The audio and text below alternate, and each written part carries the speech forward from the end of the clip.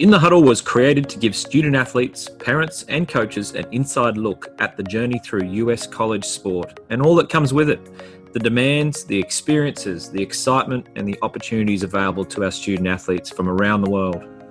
Study and Play USA facilitates a comprehensive, customised approach for student athletes and families for their whole journey, from their high school preparation years right through to US college graduation. Hi, and welcome to this episode of In the Huddle with Study and Play USA. In this episode, we catch up with Patrick Meagher, a rugby player who's just about to graduate from Arkansas State University. Patrick's a high achiever on the field and in the classroom as well, with the world at his feet as he approaches his graduation. So without any further ado, let's hear from the man himself. Welcome, Patrick. Hi, Chris. Pleasure to be with you, mate. Always good to talk to you. So we'll just kick it off. Patrick, where are you now and what are you up to? It's summer over there, right? Yeah, right now I'm in Jonesboro, Arkansas, and I'm just completing my first term of summer courses. Okay, so you're not long to go to you finish, right? No, not at all. I've got 2 courses this summer, and then the second part of the summer I've got 1 course, and then I'm graduating.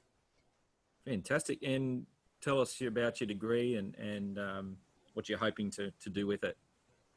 So originally I came over as a civil engineer, but after doing that for a bit here, I didn't really enjoy it. So I swapped over to the business side of it, and now I'm doing finance. I'm thoroughly enjoying it.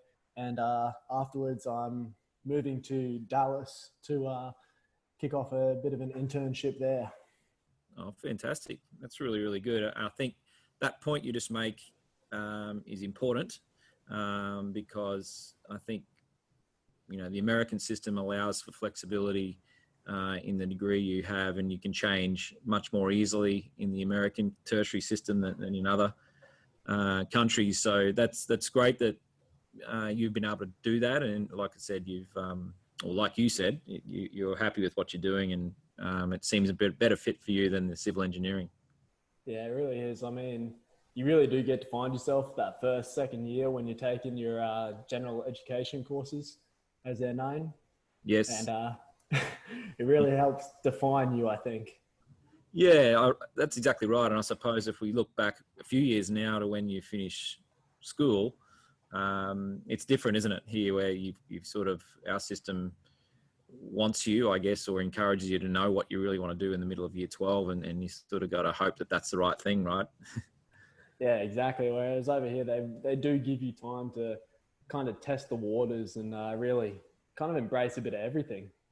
Yeah, no, that's good. And it's helped in this case. So really, really pleased to hear that, mate. And I hear through the grapevine that you've got an internship sort of set up. Can you tell us a little bit what it's all about and where it's at, and I guess how it came about as well?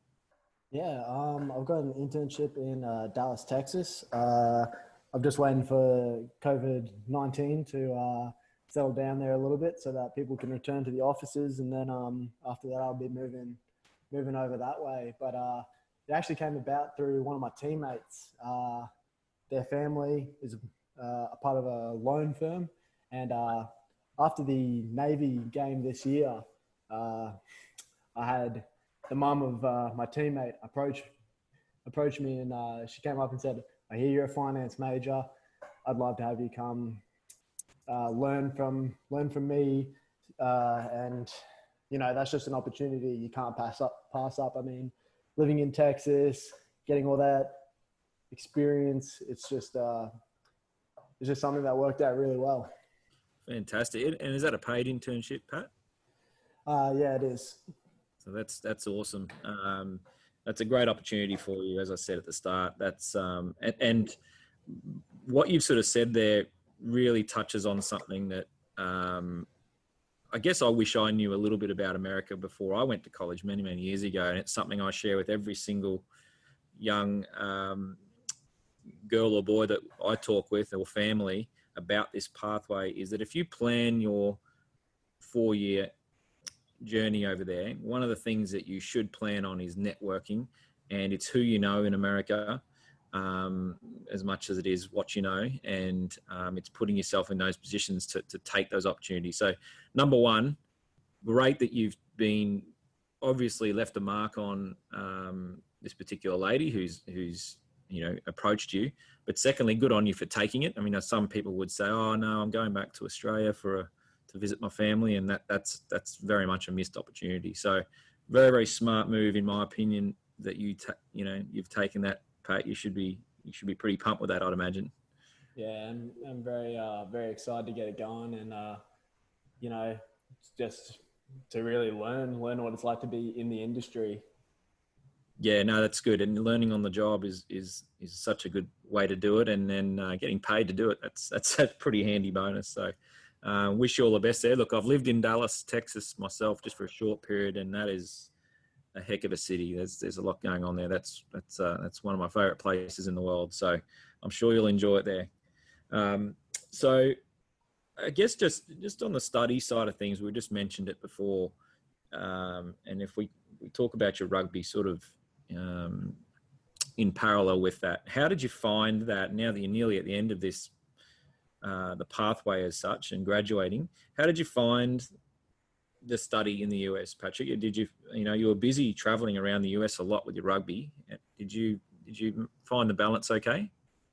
Yeah, some weeks are definitely tougher than others. Like we had a lot of big traveling this term in particular, and with the whole pandemic and stuff, it made everything a lot tougher. Everything going online, but I mean, just in general, you're spending a lot of hours, obviously, in the gym, on the field, traveling, game day. It really takes up your time. So you've got to be really good with your time management.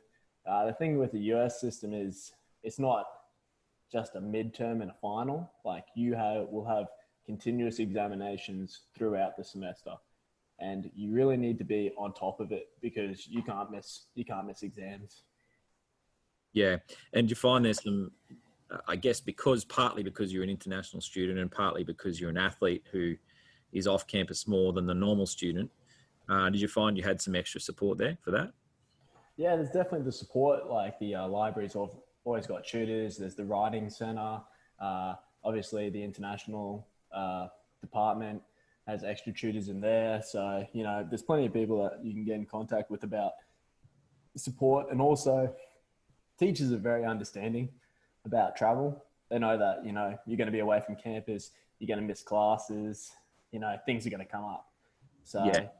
if you got those open communications with your professors over here, they'll be very understanding. Yeah, no, that's good to hear. And it's about communicating, isn't it? It's about sort of sharing what you're up to with these professors and lecturers. And as you say, 100% of them are behind you and supportive, knowing that you've got other things you need to be doing with your time than just study, more so than the normal student. So pleased to hear that that's been your experience as well. And I believe a big congratulations is in order. I know, look, you're in your very last month or two of study in the US, and you've got yourself a last minute scholarship as well, or some additional scholarship academically. Can you talk us through that? Yeah, just in one of my courses last semester, there was a paper writing competition, and if you were able to, basically explain the course topic was principles of management, and if you wrote the best paper, you got a $500 scholarship. And it's just little additions like that you'll find scattered throughout the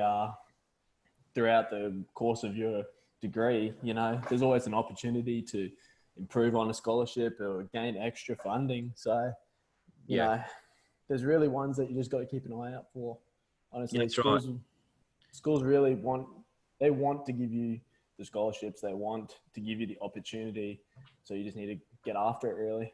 Yeah, and more likely, Patrick, to give you those opportunities once you've started college, right? So on entry into college, you're obviously going to get scholarship to make it affordable for your family, but it only gets better from there so long as you're doing the right thing academically and you're showing up to classes, as you say, and you're being a good athlete and you're doing the right thing by your team. There's going to be more and more opportunities as you progress. Yeah, definitely. If you're tracking along, if you're making dean's lists, chancellor's lists, your opportunities for additional funding really just rises, honestly. Fantastic. No, that's good. So look, you've really made the most of your 4 years in that respect as well. I'm sure your parents have been appreciative of your efforts too, because it obviously saved them a bit of money too. So that's well done. Look, let's backtrack a little bit, or quite a bit. If we think back to your days when you were a Sunshine Coast Grammar School student, it's a few years ago now. I'm just curious as to at what point uh, this whole idea of going to college to pursue your rugby and your studies, when did that come about? Honestly, it came about my senior year, so year 12 of school. I was talking to my head coach, and I had the opportunity to just, go the Brisbane club pathway, play for UQ, West, any of those clubs, or I did always kind of have my eye on traveling internationally. I thought about Ireland, I thought about England, France, most of Europe. But he mentioned to me America, and I'd never really thought about it. So then I kind of started looking into it. And, this was when they were first starting their pro comp, and Mm. it was interesting to see. And, I saw a lot of potential, heard a lot about the growth of rugby over here. It's actually the fastest growing sport in the US right now. So, Mm. Yeah. seeing rugby on the rise over here, I thought was definitely a good opportunity.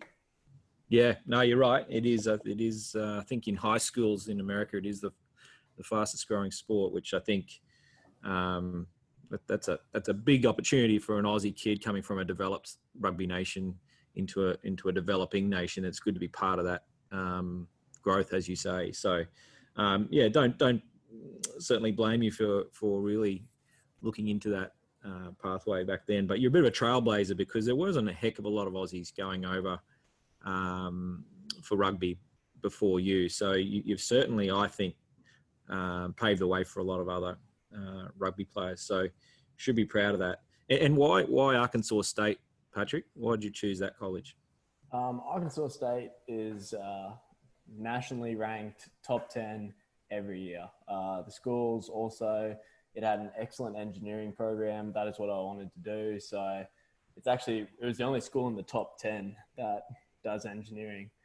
Mm. And I had a chat with the head coach at the time and the manager, and they were excellent. They really just, talked me through the system and, the goals and all that. So it really just kind of fit. Everything just fit together, what I was looking for.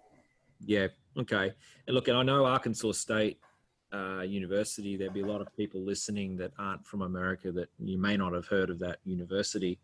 Um, and naturally, when we leave our own home country, we want to go to a college that we've heard of in America. But the reality is, for most people, 90% of colleges most people haven't heard of, and Arkansas State, I'm sure would be right up there. It's certainly not renowned as a big campus with 100,000 seat stadiums and things like that. And again, as I said, a lot of our student athletes we work with will have an initial preference to go to a bigger town. Naturally, they want to sort of, have that experience of the big college experience. But the gems we find can often be hidden in these lesser known colleges like Arkansas State. Can you just give us a touch on, I guess, what it's like being a student athlete in a smaller town, in a smaller campus like that? And I guess how you countered that, I guess, by traveling and getting to see a lot of other campuses that way? Yeah, being in Jonesboro, Arkansas, it's definitely a bit of a change from coming from the Sunshine Coast. Being in a landlocked town, it's a lot different. But Yeah. you really get that community feel in this town, is what I've really come to know. Like, I didn't really understand the term Southern hospitality until I got to Arkansas State. These people they just embrace you as one of their own, and the way they come out and support in numbers, it's crazy. The whole town loves the school and they support the school. We got a good football program, good athletic department all around. So it's really just living in a small town is different, but you pick up different things and you embrace the culture. Like we go mudding on the weekend, and that's when you just jump in the ATVs, your four wheelers, and you go out in the back roads. Yeah, sounds like fun to me. Exactly. So you kind of make your own fun. Really, it's the thing is with small towns, it is what you make of it. Totally agree. Totally Just agree. Got to go in with that good mindset. Yeah, that's exactly right. And I guess when you talk about that Southern hospitality, and yeah, like you said, they embrace international students like yourself. I guess that's a great example of how your internship came about, which may not have come about if you're in a big city and big campus where you might be lost a little bit in amongst everyone. So it gives you a chance to meet people and engage with people, and often they're the people who will give you opportunities beyond college. So I think that's a big factor. Yeah, couldn't agree more. Yeah, so look, switching back to rugby, look, massive congratulations, really, Patrick, for some of the amazing things that you're able to do on the field over the 4 years. I'd love to sort of hear from your perspective some of your highlights. This is a bit of a chance to brag, mate. Okay, so feel free to share with the listeners the types of achievements you're able to make, and then also some of your highlights that you would like to share. Yeah, definitely. Arkansas State is in the Mid-South Conference, which is widely regarded in D1 rugby as the hardest conference in the out of them all. So we've got the top 5 out of the 6 teams are in the top 10. So that is definitely it's a good conference, and Amazing, yeah. I've been honored and I guess lucky enough to be named in the all-conference team 3 years in a row. So that's definitely been a large honor of mine that I'm very grateful for. I got invited to the All-American camp as well after my first year. So that was maybe just expand on what that is, Patrick. Who gets invited to that? And so the All-American camp is kind of they pull together the best players from all the divisions, from all the conferences, and they bring them together, and you train with the head coaches of it's kind of like an Eagles development side. Yep. Yeah. So you're really meant to. It's kind of that in your next step forward, really. Yeah, fantastic. And in terms of the travel opportunity, any sort of highlights there, places you got to see, and any particular campuses stand out? BYU, that was an absolutely beautiful campus in Utah, surrounded by mountains. It's absolutely fantastic. Utah is a beautiful place in general. And then my other favorite location would have to be West Point Academy in New York. It's a military base, and it's actually extremely famous. The best of the best go there for the Army, and when they graduate, they automatically graduate as officers.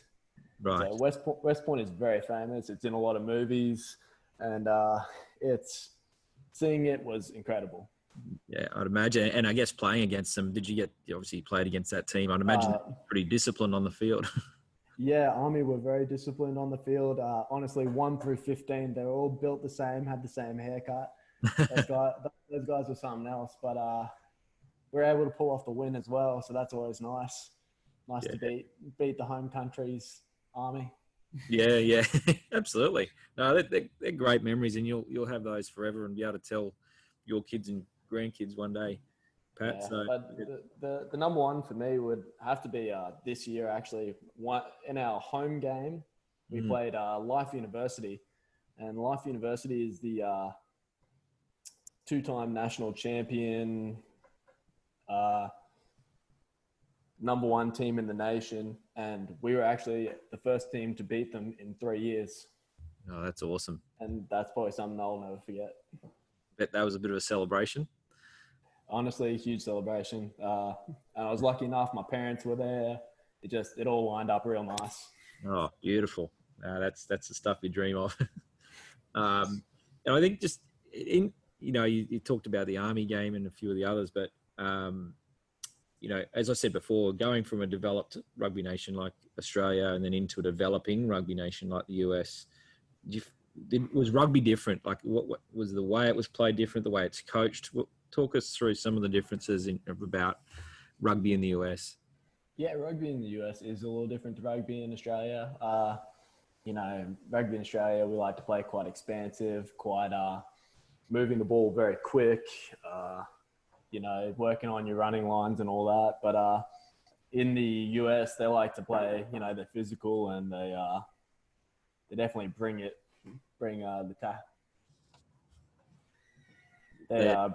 they bring the physicality, a different physicality of the game. They got the size. They they hit a whole lot harder over here. So yeah, a lot of them are coming from football backgrounds.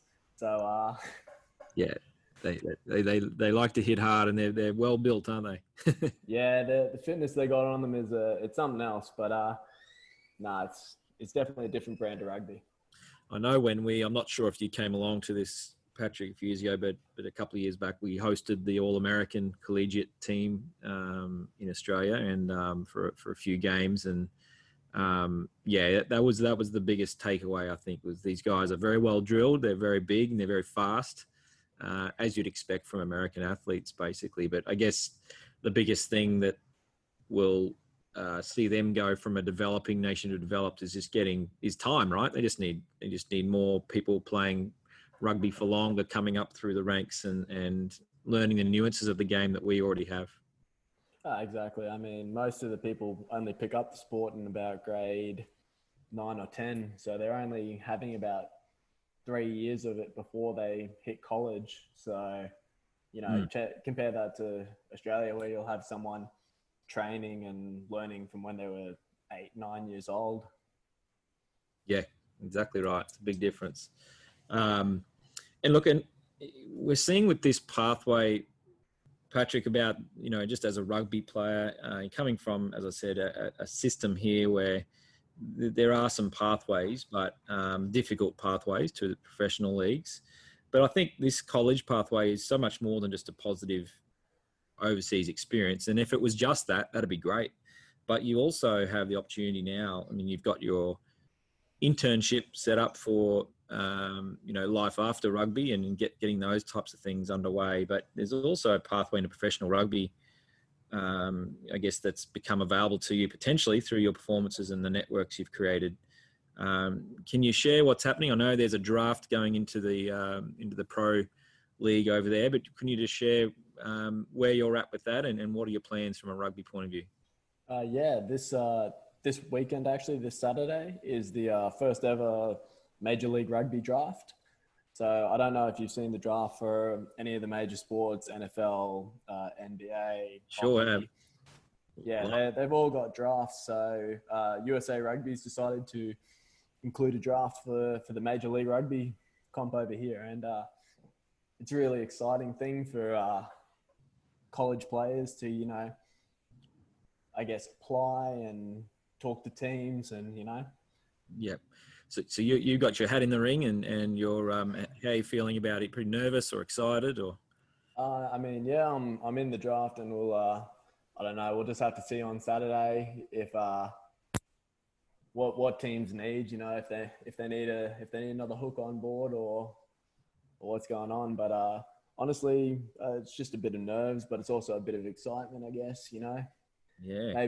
Maybe you see a guy you played against go. Maybe you see, one of your teammates get selected. Yep.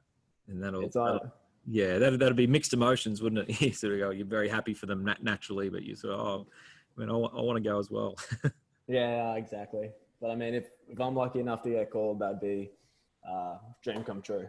Well, I mean, that's always been the goal coming over here. Yeah, absolutely, Pat. I think knowing in the background that you've also got your internship sorted, you've done so well with your academics, then it's a win-win situation you're in right now. So we just ask that you keep us posted, mate. As always, we'd love to know how it goes on Saturday. So, and we can maybe get you back on for another talk down the road once hopefully you're in the playing in the majors. So, but wish you the best of luck with that, mate. But I guess I know you've just come home from a big practice session with one of the American football players, and you're probably ready for bed pretty soon. But just wanted to finish off, Patrick. I think I think it's been quite inspiring listening to your story, I suppose, and also your insights into this pathway and what you got out of it. But imagining that there's some young listeners here, and hopefully we do have some listeners that are young rugby players, about their, if they're thinking about their post-high school options, what advice do you give to those young men? And for that matter, young ladies, obviously, because women's rugby is obviously a big opportunity as well. So what advice for the young men and women thinking about this pathway? I'd definitely say to just look into it. Like, that's the main thing. Rugby over here is really growing at such a high rate. I mean, every year they're signing TV deals, they're improving the game so much. So it's really going to take off soon, and they just need to just keep their eye out and keep their options open. I mean, they shouldn't shut this option off. This is a real potential to come play in the pro leagues. Like, you've got stars like Ma Nonu, Bastero, Rennie Ranger, all in the league. So, I mean, this is a professional league, and this is a good chance to improve your skills, maybe develop, a bit more size that you wouldn't have got back in the Aussie comp. And, it's an even opportunity for women as well, because the women's D1 comp over here is absolutely fantastic. They play the games alongside the men. Like, the women play their final, the men play their final, exact same stadium. It's all held in California. It's absolutely amazing the setup the D1 has got over here, and it's just going to get better. It's going to keep getting better as more schools invest, bigger schools start to invest. I think rugby over here is really going to boom. So it's just, please keep your options open. You don't just have to go the club rugby system in Oz. More options out there. There's plenty. That's great, Patrick. I think that's always great to speak with you, mate. And I think you're a great advertisement yourself for this pathway, because you've taken it all on so wholeheartedly and with a winning attitude. And now, as I said at the top, you seem to have your world at your feet, both from a rugby point of view as well as life after rugby in your finance field. So, look, we wish you the very best of luck for, this Saturday in the draft. Then also for graduation and, of course, an internship coming up. And you're welcome back to our office anytime you're back in Australia, as always, Patrick, and anytime on this podcast as well. So thank you, mate, for your time today. Thank you very much. I hope to make it back to Aussie pretty soon.